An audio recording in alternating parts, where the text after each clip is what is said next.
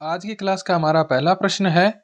अरावली श्रृंखला का उच्चतम शिखर है गुरु शिखर, शेर, जिरगा या फिर तारागढ़। तो अरावली जो पर्वतमाला है उसका उच्चतम शिखर है वो गुरु शिखर है। इसकी ऊंचाई कितनी है? इसकी ऊंचाई है 1722 मीटर। ठीक है, 1722 मीटर इसकी ऊंचाई है। ठीक है, इसके अलावा 1727 भी आपको देखने को मिलती है, क्योंकि इसके ऊपर एक मंदिर बना हुआ है जिसकी ऊंचाई 5 मीटर है। तो कभी 1722 देखने को मिलता है और कभी 1727 देखने को मिलता है। तो दोनों ही ऑप्शन बिल्कुल सही होंगे। ठीक है, इसके अलावा मैं बात करूं तो ये जो है वो ग्रेनाइट चट्टानों से निर्मित है। ठीक है, ये चट्टानें जो है वो ग्रेनाइट की चट्टानों से निर्मित हैं। ठीक है, ग्रेनाइट की चट्टानों से यह निर्मित है। और कर्नल जेम्स टोड ने गुरु शिखर को वो हिंदू ओलंपस भी कहा है। ठीक है, कर्नल जेम्स टोड ने गुरु शिखर को हिंदू ओलंपस भी कहा है। ठीक है, तो ये बात भी आपको ध्यान में रखनी है। अगला प्रश्न है हमारा कि निम्नलिखित में से कौन सा पर्वतीय चोटी ऊंचाई मीटर में सुमेलित नहीं है? ठीक है, जरगा 1431 बिल्कुल सही है। अचलगढ़ 1280 ये गलत हो जाएगी। अचलगढ़ शिरोई केंद्र है, इसकी ऊंचाई है 1380। ठीक है, इसकी ऊंचाई 1380 है। शेर की 1597 वो भी शिरोई के अंदर है, बिल्कुल सही है। रघुनाथगढ़ 1055 बिल्कुल सही है। ठीक है, अगला प्रश्न है हर्ष हर्ष पर्वत राजस्थान के किस जिले में स्थित है? उदयपुर, नागौर, जयपुर या फिर सीकर। तो हर्ष पर्वत जो है वो आपका सीकर जिले में स्थित है। ठीक है, अगला प्रश्न है हमारा राजस्थान के किसे जाते हैं, अच्छा सॉरी सॉरी ये थोड़ा मिसप्रिंट हो गया है कि राजस्थान प्रदेश क्षेत्र में मुख्यतः बीहड़ पाए जाते हैं। ठीक है, बीहड़ है वो किस क्षेत्र में पाए जाते हैं, इस प्रकार का क्वेश्चन है, थोड़ा आगे पीछे मिसप्रिंट हो गया है। लूणी बेसिन, माही बेसिन, बनास बेसिन या फिर चंबल बेसिन। तो जो बीहड़ है वो चंबल बेसिन के अंदर पाए जाते हैं। चंबल नदी जो है उसके प्रवाह क्षेत्र के अंदर जो है वो बीहड़ पाए जाते हैं। ठीक है, अगला प्रश्न है वागड़ के नाम से भी जाना जाता है लूणी बेसिन, माही बेसिन, बनास बेसिन या फिर चंबल बेसिन। तो वागड़ के नाम से है वो माही बेसिन को जाना जाता है। माही नदी का जो प्रवाह क्षेत्र है उसको वागड़ क्षेत्र के नाम से जाना जाता है। इसके बाद अगला प्रश्न है राजस्थान में छप्पन का मैदान किस नदी के बेसिन में स्थित है? लूणी बेसिन, माही नदी, बनास नदी या फिर चंबल नदी। तो छप्पन का जो मैदान है वो कहाँ पर स्थित है? वो माही नदी, माही नदी का जो प्रवाह क्षेत्र है उसको छप्पन का मैदान करते हैं। ठीक है, छप्पन गांव नदी नालों का समूह है जिसको छप्पन का मैदान कहा जाता है। ठीक है, अगला प्रश्न है कि निम्नलिखित में से कौन सा नदी बेसिन राजस्थान के पूर्वी मैदानी भाग का हिस्सा नहीं है? यानी कि राजस्थान का जब भौतिक विभाजन करते हैं तो उसमें पूर्वी मैदान का कौन सा है वो भाग नहीं है? बाणगंगा बेसिन, चंबल बेसिन, मध्य माही बेसिन या फिर लूणी बेसिन। तो लूणी बेसिन जो है वो राजस्थान के पूर्वी मैदान का भाग नहीं है, पूर्वी भौतिक प्रदेश का भाग नहीं है। लूणी बेसिन जो है वो अर्ध शुष्क मैदानी, जो राजस्थान का हम भौतिक विभाजन करते हैं तो उसमें अर्ध शुष्क जो विभाजन है उसका एक उप विभाजन है लूणी बेसिन। अगला प्रश्न है राजस्थान का पूर्वी मैदानी भाग राजस्थान राज्य के कुल भौगोलिक क्षेत्रफल का लगभग कितना प्रतिशत धारित करता है? ठीक है, यानी कि राजस्थान के कुल क्षेत्रफल राजस्थान का पूर्वी मैदानी भाग है वो कितना प्रतिशत कवर करता है? 23%, 61%, 19% या फिर 13%। तो जो मैदानी है वो 23%, 23.3% जो भाग पर जो है वो मैदान पाया जाता है राजस्थान के कुल धरातल पर। ठीक है, और यहाँ पे 40% जनसंख्या निवास करती है, ये बात भी आपको ध्यान में रखनी है। ठीक है, अगला प्रश्न है राजस्थान का कौन सा भौतिक प्रदेश खाद्यान्न का कटोरा भी कहा जाता है? खाद्यान्न का कटोरा कौन कहलाता है, कौन सा भौतिक प्रदेश कहलाता है? अरावली पर्वतीय प्रदेश, पूर्वी मैदानी प्रदेश, बनास बेसिन या फिर दक्षिण पूर्वी पठारी प्रदेश।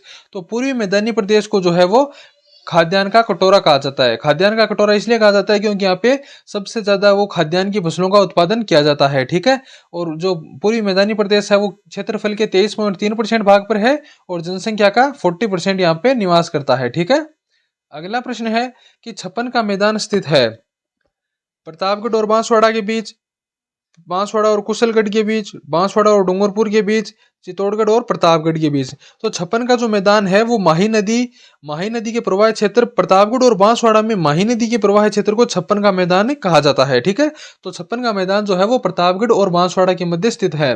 अगला प्रश्न है कि निम्नलिखित बेसिन में से कौन सा उत्खात भूमि स्थलाकृति के लिए प्रसिद्ध है? यानी कि उत्खात भूमि क्या होती है, जब नदी बहती है तो वो ऐसे गड्ढे बना देती है। ठीक है, संकड़े चौड़े गहरे गड्ढे बना देती है तो उसको उत्खात भूमि कहा जाता है। ठीक है, तो Mahi basin, Chambal basin, Luni basin या फिर घग्गर बेसिन। तो चंबल बेसिन है वो उत्खात स्थलाकृति के लिए प्रसिद्ध है। चंबल नदी है वो इस प्रकार के गड्ढे सर्वाधिक बनाती है, इसलिए उत्खात भूमि स्थलाकृति के रूप में चंबल बेसिन है वो प्रसिद्ध है। अगला प्रश्न है, राजस्थान में कौन सा जिला डांग की रानी के नाम से प्रसिद्ध है? डांग की रानी किसको कहती हैं? सवाई माधोपुर को, जयपुर को, टोंक को या फिर करौली को? तो डांग की रानी के नाम से जो है वो करौली है वो प्रसिद्ध है। करौली जिले को डांग की रानी कहा जाता है। अगला प्रश्न है कि नालीनुमा अपर्दन सर्वाधिक पाया जाता है जोधपुर में, बीकानेर में, सिरोही में या फिर कोटा में? तो नालीनुमा जो अपर्दन है वो जब नदी बहती है तो ऐसे गड्ढे बना देती है, ठीक है, उबड़ खाबड़ धरातल बना देती है, तो वो सब सर्वाधिक कहाँ पाया जाता है? तो सर्वाधिक पाया जाता है कोटा के अंदर, ठीक है। चंबल नदी का जो प्रवाह क्षेत्र है कोटा के अंदर, वहां पर इस प्रकार का नाली अपर्दन, नालीनुमा अपर्दन है वो सर्वाधिक पाया जाता है। अगला प्रश्न है कि मालपुरा करौली का मैदान किस नदी बेसिन का भाग है? मालपुरा करौली का मैदान है वो कौन सी नदी का भाग है? चंबल नदी, लूनी नदी, बनास बेसिन या फिर यमुना बेसिन? तो मालपुरा करौली का जो मैदान है वो बनास बेसिन का भाग है, ठीक है। बनास नदी के प्रवाह क्षेत्र के अंदर मालपुरा करौली का मैदान है वो स्थित है। मालपुरा कहाँ पर है? टोंक, ठीक है, मालपुरा टोंक में है और करौली करौली जिला है, ठीक है। तो टोंक और करौली के मध्य जब बनास नदी बहती है तो उस जो मैदान का निर्माण करती है, जो बेसिन का निर्माण करती है, उसे मालपुरा करौली का मैदान कहा जाता है, ठीक है। अगला प्रश्न है, निम्न में से कौन सा समतल उच्च भूमि हेरोन महोदय द्वारा तृतीय पेलिपिन के रूप में पहचाना गया? ठीक है, मेवाड़ मैदान, छप्पन मैदान, मालपुरा करौली मैदान या फिर बनास मैदान? तो मालपुरा करौली मैदान को है वो एम हेरोन ने इसको तृतीय पेलिपिन नाम दिया है, ठीक है, ये एक नाम दिया गया है। मालपुरा करौली मैदान को तृतीय पेलिनी प्लेन किसने कहा है? एम हेरोन ने कहा है, ठीक है। अगला प्रश्न है कि डंग गंगधार उच्च भूमियां हिस्सा हैं अरावली श्रृंखला का, हाड़ौती प्रदेश का, पूर्वी मैदान का या फिर थार मरुस्थल का? तो डंग गंगधर जो उच्च भूमियां हैं वो हाड़ौती पठार का हिस्सा है, ठीक है। और डंग गंगधर उच्च भूमियां वो कहाँ पर हैं? वो झालावाड़, झालावाड़ के अंदर है, ठीक है। झालावाड़ जो जिला है उसके अंदर दक्षिण पश्चिम भाग में स्थित है, ठीक है। दक्षिण पश्चिम भाग में डंग गंगधार उच्च भूमि स्थित है झालावाड़ में, ठीक है। अगला प्रश्न है, घोड़े की नाल की आकृति वाली रामगढ़ पहाड़ी राजस्थान में कहाँ स्थित है? घोड़े की नाल की आकृति की वाली रामगढ़ पहाड़ी कहाँ स्थित है? मुकुंदरा की पहाड़ियों में, शाहबाद उच्च भूमियों में, मध्य माहिका मैदान में या फिर चंबल बेसिन में? तो शाहबाद उच्च भूमि के अंदर है वो घोड़े की नाल की आकृति वाली रामगढ़ पहाड़ी जो है वो शाहबाद उच्च भूमि में स्थित है। कहाँ पर है? बारां जिले के अंदर है, ठीक है। जिला कौन सा है? जिला है बारां, ठीक है। और 300 मीटर की ऊंचाई पर स्थित है, ठीक है, 300 मीटर की ऊंचाई पर स्थित है, ठीक है। अगला प्रश्न है, राजस्थान के किस क्षेत्र को मालवा पठार, किस क्षेत्र में मालवा पठार का विस्तार है? दक्षिण पूर्वी, पूर्वी, दक्षिणी पश्चिमी या फिर उत्तरी पूर्वी? तो मालवा का जो पठार का विस्तार है वो राजस्थान के दक्षिणी पूर्वी भाग के अंदर है, ठीक है। अगला प्रश्न है, राज्य में डेक्कन ट्रेप के शैल समूह विद्यमान है। डेक्कन ट्रेप के शैल समूह कहाँ विद्यमान है? झालावाड़ कोटा में, डूंगरपुर उदयपुर में, नागौर जोधपुर में, चित्तौड़गढ़ भीलवाड़ा में? तो डेक्कन ट्रेप के जो शैल समूह है वो झालावाड़ कोटा के अंदर विद्यमान है, ठीक है। अगला प्रश्न है, रामगढ़ पहाड़ी किस जिले में स्थित है? बारां, कोय, झालावाड़ या फिर चित्तौड़गढ़? तो रामगढ़ जो पहाड़ी है वो आपके बारां जिले में स्थित है, ठीक है। अगला प्रश्न है, विद्यन कगार किस प्रकार के चट्टानों से निर्मित है? बेसाल्ट, क्वार्टरजाइट, बलुआ पत्थर या फिर ग्रेनाइट? तो विद्यन कगार भूमि है वो, ठीक है, वो किस प्रकार की चट्टानों से निर्मित है? वो है आपके बलुआ पत्थर से, ठीक है। विद्यन कगार भूमि बलुआ पत्थर की चट्टानों से निर्मित है, ठीक है। अगला प्रश्न है, विद्यन कगार भूमि हिस्सा है दक्षिण पूर्वी राजस्थान पठार का, उत्तरी अरावली श्रृंखला का, दक्षिणी अरावली श्रृंखला का या फिर माही बेसिन का? तो विद्यन कगार भूमि जो है वो दक्षिणी पूर्वी राजस्थान पठार का हिस्सा है और ये बलुआ पत्थर से निर्मित है, ठीक है। बलुआ पत्थर से निर्मित है, ठीक है, बलुआ पत्थर से यह निर्मित है। अगला प्रश्न है, विद्यन कगार भूमि जिन नदियों के मध्य स्थित है वह है, यानी कि विद्यन कगार भूमि जो है वो किन दो नदियों के मध्य स्थित है? बाणगंगा और बनास, काली सिंध और चंबल, बेड़स और बनास, चंबल और बनास? तो विद्यन कगार भूमि जो है वो चंबल और बनास नदी के मध्य स्थित है, ठीक है। चंबल नदी और बनास नदी के मध्य जो स्थित है वो विद्यन कगार भूमि स्थित है, ठीक है। बलुआ पत्थर से निर्मित चट्टाने हैं, ठीक है।